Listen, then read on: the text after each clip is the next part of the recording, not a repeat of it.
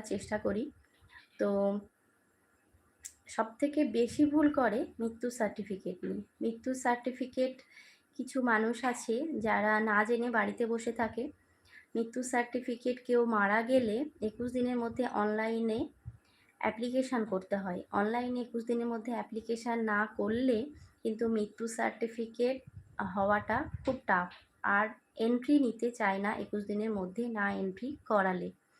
তো অবশ্যই আপনাদের বাড়িতে যদি কেউ আত্মীয়-স্বজন কেউ এরকম মারা যায়, তো তাদেরকে অবশ্যই জানানোর চেষ্টা করবেন যে ২১ দিনের মধ্যে পঞ্চায়েত এলাকায় মারা গেলে পঞ্চায়েতে গিয়ে সেটা এন্ট্রি করাতে হবে, এবং যদি মিউনিসিপ্যালিটি এলাকায় মারা যায় তাহলে মিউনিসিপ্যালিটিতে গিয়ে এন্ট্রি করাতে হবে, এবং যদি সরকারি হসপিটালে মারা যায় তাহলে সরকারি হসপিটালেও ২১ দিনের মধ্যে এন্ট্রি করাতে হবে অনলাইনে।